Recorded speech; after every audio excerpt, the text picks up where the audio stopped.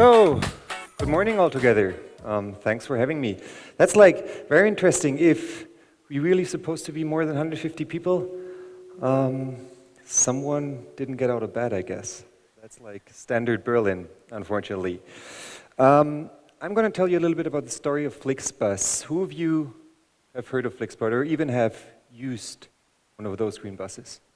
Oh, much appreciated. Thanks. Fun fact, unfortunately though, Flixbus had been founded by 3 men. We couldn't find a woman, but it's some kind of product what we didn't really know in advance, which is heavily used by more ladies than men. And the assumption is, the reason is because of alternatives we had before in Germany, like carpooling, where maybe you feel a little bit more insecure, and with buses it's on the same pricing level though, but it's timetabled, it's safe and secure, and it's a service where you're not necessarily alone with some random guy or girl in any car. So let's see if that works. Not yet? Back? Awesome. How did it start? And why did we do Flixbus? Well, basically, that was not the original idea to come up with a bus company. We were a little bored about all those corporate rules and corporate companies.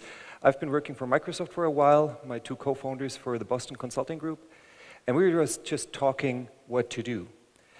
What was important before we came up with Flixbus is we didn't want to do something only digital. We really wanted to do something what changes people's life, and not only the people's life who were traveling with us, but life in general. And therefore, we just took the chance of the deregulation of the market to change a little bit this picture towards that picture. Because mobility is a huge thing in the 21st century, and particularly shared mobility. And why we think it's good? Well, we just really take car and individual traffic down from our roads to maybe have in the future more greener roads and can really enjoy our lives better and not having, you know, those metal things standing around all over the place, which are barely used, so the usage of cars is just too less. The reason why it worked so quickly, because the company itself is not even 5 years old, is most of our target group are not baby boomers or Generation Golf. They have new things, new artifacts which are important for them, mainly mobile devices. So it's not as important currently for young people to have a car, to own a car, but it's more important to have a smartphone or an iPad or anything on a mobile device, which really gives a chance for us to offer something where people can, unless of this, go from A to B, because the intention to travel is rising. And the reason is, well, randomly good things. For instance, the European Union, when we had borders pulled down, you can freely enjoy traveling and really visit friends, family in different places. And with not having a car, well, the bus was kind of the sweet spot. And the third thing is, we didn't come up with that originally. We just now claim that because some of those Bundesamt people, they just came up with a study which says the carbon dioxide is per head less than in any other long distance vehicle. And therefore, we just claim we are not only in color, but in general, the greenest way from go to B in the long distance market. Why didn't happen that in advance, or why is the model, I come to in a second, comparably successful? These kind of buses, where we have now running over 1,000 in whole Europe, is approximately 500,000 euros per bus, which means if you would like to buy them, you basically don't get the money. Not from a bank, not from your grandma, and not even from an investor, because buying them, meaning them just putting them into your balance sheet, into your B&L, and then they just depreciate, which really, it doesn't gain value. And that was one of the reasons why usually those long-distance mobility providers were originally government-owned and not startups. Also, the challenge of mobility in the past was nobody really asked us what we would like to do, where we want to go. It was very supply-driven. So just people offered us something, and we either had to use or no. And last but not least, and also on top of everybody is online all the time, it was easy to really position that product comparably cheap to individual traffic, to trains, to planes, because if you want to go these days from A to B, you just go to the internet and compare things. And with having a very cheap or comparably cheap product, well, it was easy for us to come up in different searches and meta searches and being chosen as a way of transport. Well, we're not the only one to come up with these ideas. In the short distance sector, there were many other companies before us. Even some very old shared mobility German startup, MyTaxi from Hamburg, does serve us with a similar concept for quite some while. And I guess the most prominent example, unfortunately not for good leadership and diversity, as far as I've heard, is Uber in the world. But most of them were targeting short distance. And for long distance, we were more or less the first one to do so in Europe. And again, the reason is in that market, either it had been regulated for quite a while, or the investments were just too high, and therefore most of the former or the other long-distance mobility providers are either government-owned or formerly government-owned, like all the large railways, Deutsche Bahn, SNCF, or most of the large airlines like Lufthansa, British Airways, or many others. We didn't do so much, basically, because buses had been around forever.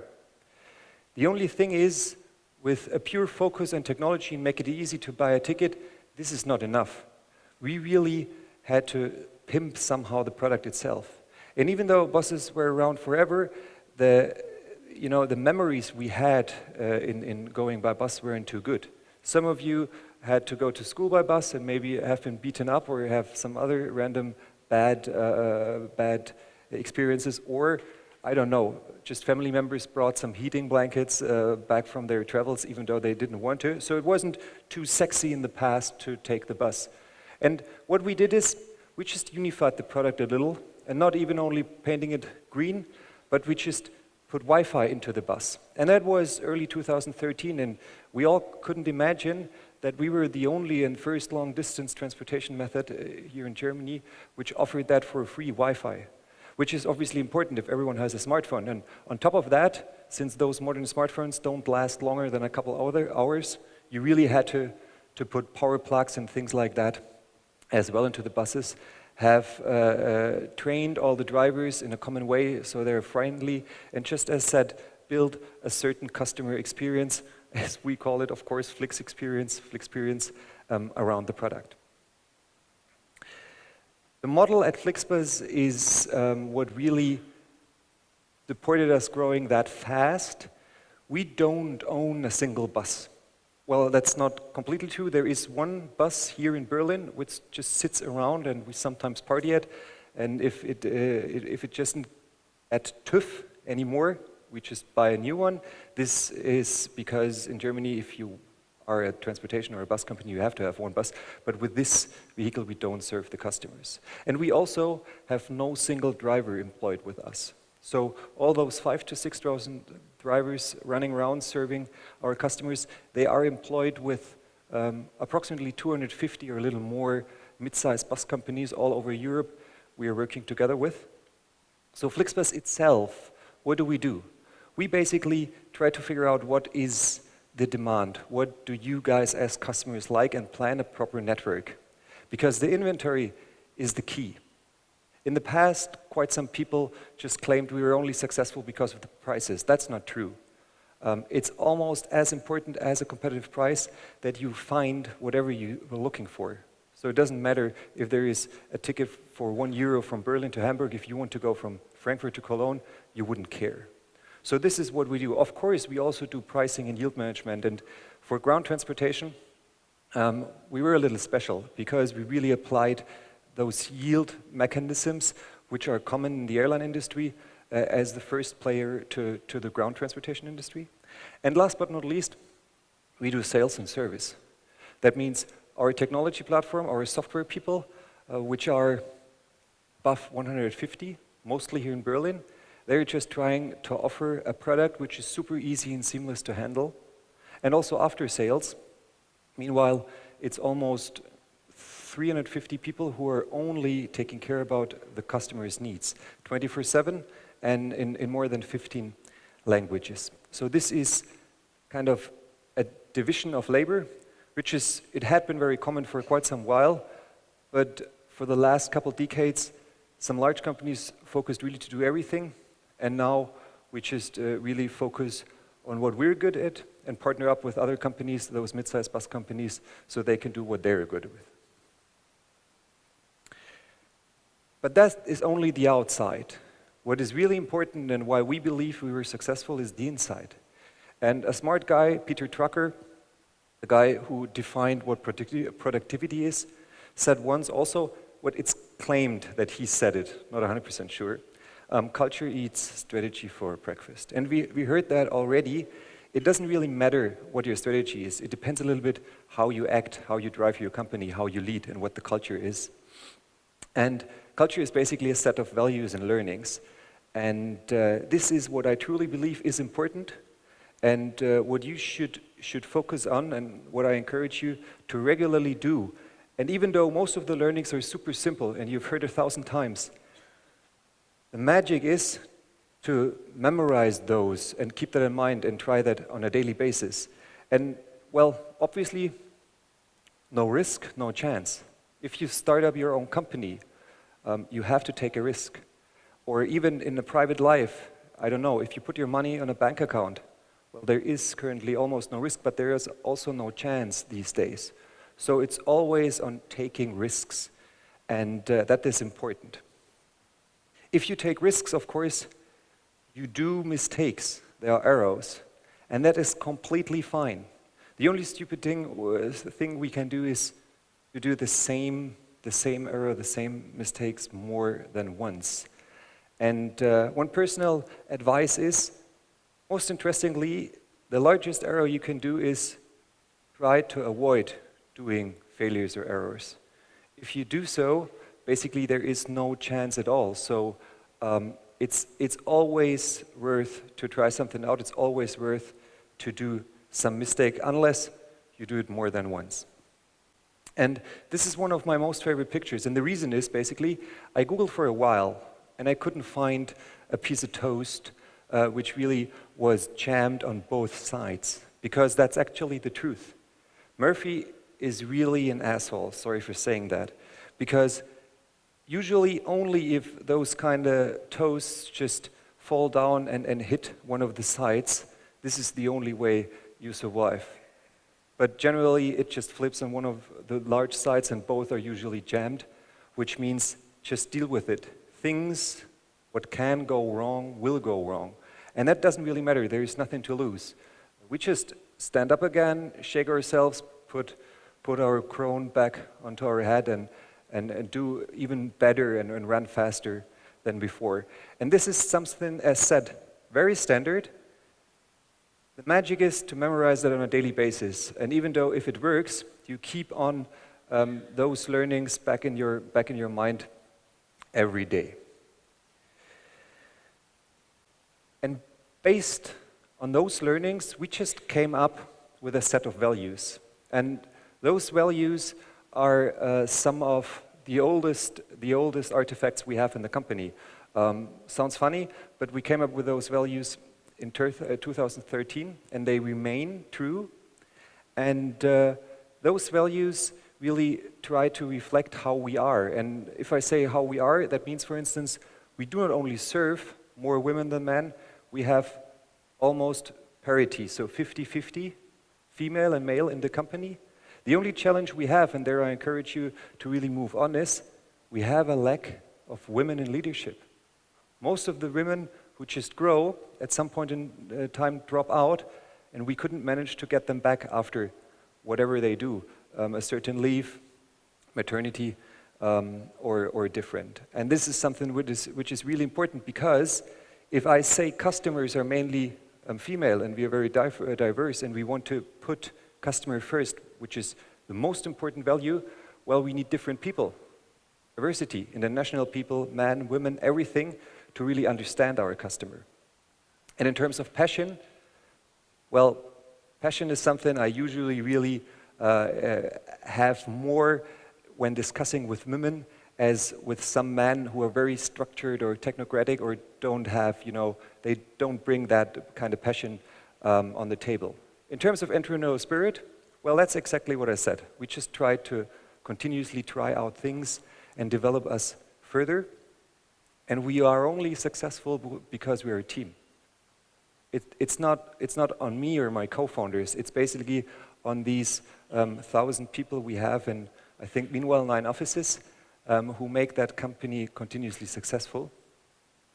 And yes, try to make things happen. Because what we've learned is, if we discuss too long or if we're too shy to try things out, in the meantime, others just go to market and execute, and we just lose time. And speed is something which really matters these days. So make it happen is another value which is super important. That put all together is, well, how leadership at Flixbus works. So main parts of Flixbus do not have those hierarchy levels anymore. In my personal part of the company, I'm leading the tech organization. There is only one hierarchy, and then there is the team. Because I truly believe in self-organization and having more discussions rather than control and order, because, well, I don't know so much things. I just need better people and more hats to think and address the customer's needs. And put that all together, within those 5 years, we have managed to build up 200,000 daily connections. We serve approximately 1,200 destinations in 26 countries. Since the launch, we have transported 70 million people, and the goal is until the end of the year to really crack the 100 million passengers threshold. And only this year, it has been 40 million people, which is quite larger than the German domestic flight market, which is approximately 28 million people, which makes us basically the 3rd largest transportation company in Germany, and we didn't have to wait until Air Berlin faces bankruptcy. We do that out of, I think it's meanwhile 9 offices. The largest ones are in Berlin and Munich, and then it's all over Europe: Milan, Zagreb, Amsterdam, Stockholm.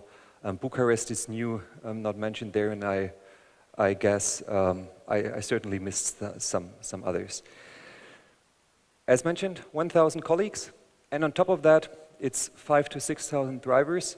And between the leadership part in the company, being a bus driver is also something which seems to be more male than female, because it's not even 10%. And the fun fact is, in terms of customer satisfaction, so NPS, this is how we measure that. Customers are more happy if ladies drive the buses. Thank you very much. Enjoy the day. I stick around, and if there are questions, feel free.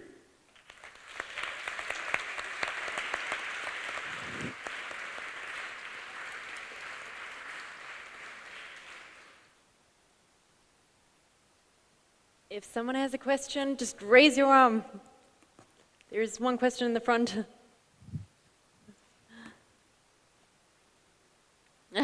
Here's the microphone. What had been your biggest challenge when starting the whole company? So, during the start, the biggest challenge was to convince those bus partners. They didn't know the market, and there were 3 dudes running around and telling them this is the next big thing in transportation.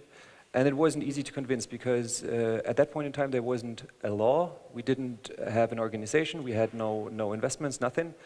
So what we did is we just bought some kind of database with almost 5,000 contact points, and we called them, wrote them emails and letters, and then for over a year we just did trips through Germany and ringed the bell, and had tons of talks, and sometimes we just convinced them, sometimes they signed because they wanted us out of their home.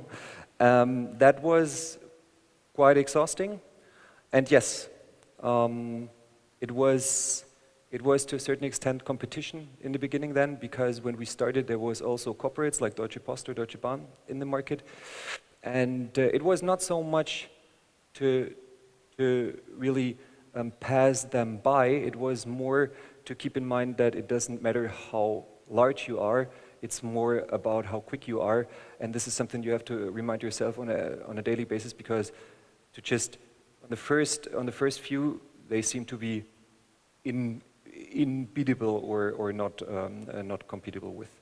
And at the end, for the last 2 years, the largest challenge indeed is to grow the organization and make sure those values remain. We keep some startup culture, we keep lean and flat in terms of hierarchy. Decisions can be made quickly, and people share the same culture, what we think is important. That remains very difficult because of the speed of the growth of the organization. Thank you very much.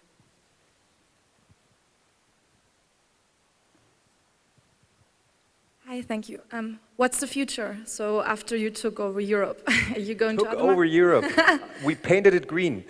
So, of course, there are other nice continents where we think they deserve green mobility, smart mobility, cheap mobility.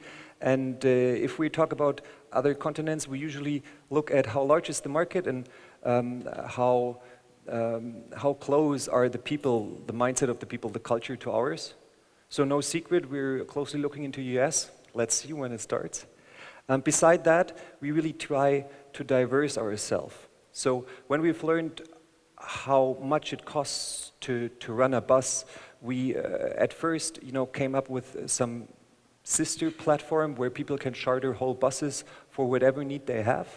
And also a couple of weeks ago, we reminded ourselves it doesn't really matter that the vehicle where we transport people with is a bus. That was coincident because the buses had been deregulated, and that's one of the reasons why we started a couple of months ago the first train partnership with Locomore from Berlin to Stuttgart, because why not having green trains as well? Hi, my name is Anna. I'm working for Clamio, and I think you met our founder last night.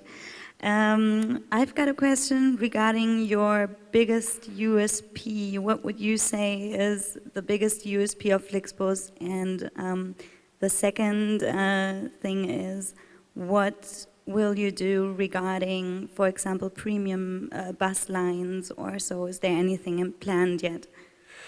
Thank you. I start with the second question, though. We try out premium. In the beginning, there was no need. People were not willing to go premium. One of the reasons why Postpost had to drop out of the market. Now everybody knows how bus traveling goes, and there are certain lines where we see a need for premium, like Munich, Zurich is one of those examples. And there, along the next year, we will try out certain, let's say, premium stuff, more leg space or anything like that. Although I don't think we will roll out that globally, because it depends on what customers are using certain lines and if there is a need for premium. The USP, well, I truly believe inventory is one of the USPs. So with Flixbus in Germany, you can really ride almost everywhere. And compared to most of the others, most of the other ways of traveling long distance, we are just cheaper. And the reason is that the production costs of buses are cheaper than, for instance, trains, because we do not have to use proprietary infrastructure. And also how we try to put the customer into the center, to really try to understand how easy it has to be to book a ticket and how easy it has to be to travel and these kind of things. We emphasize this a little more than others. And the good thing is, for us as a society, even Deutsche Bahn is catching up. So we will continuously have a competition, which is good. But the simplicity and the inventory, and of course the price together is the USP of Flixbus.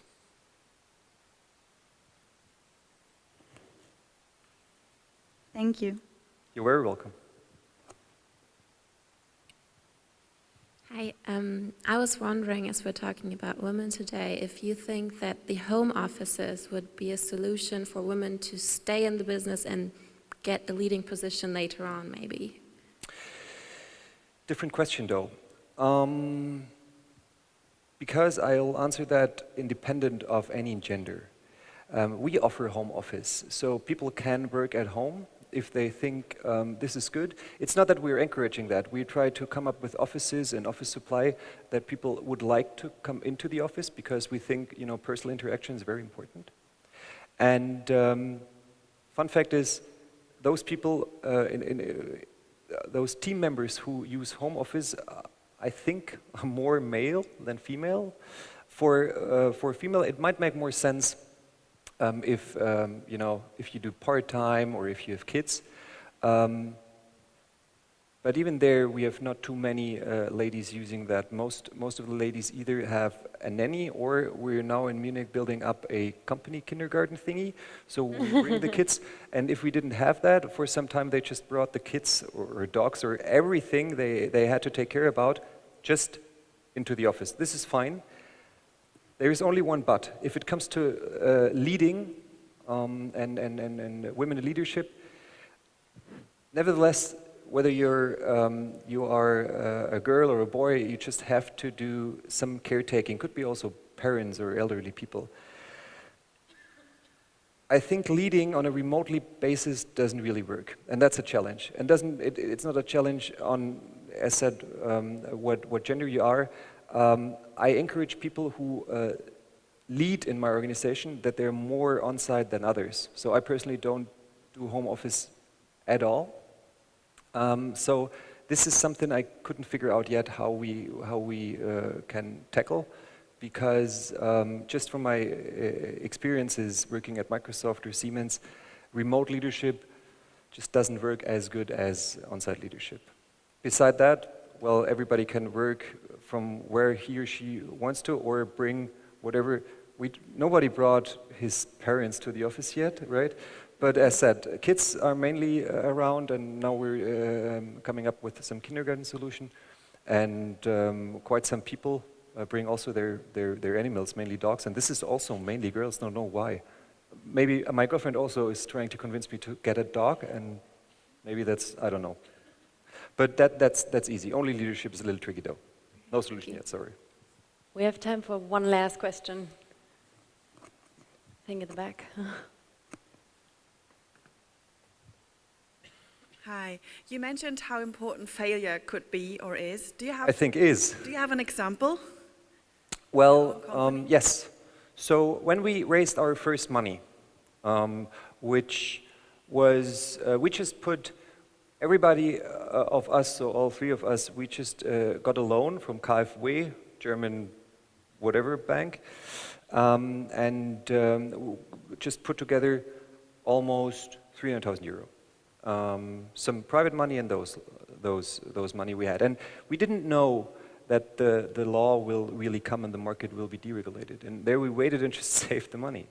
And at the end, we didn't have too much time to come up with our own technology solution, for instance. So we had to work with a third-party provider.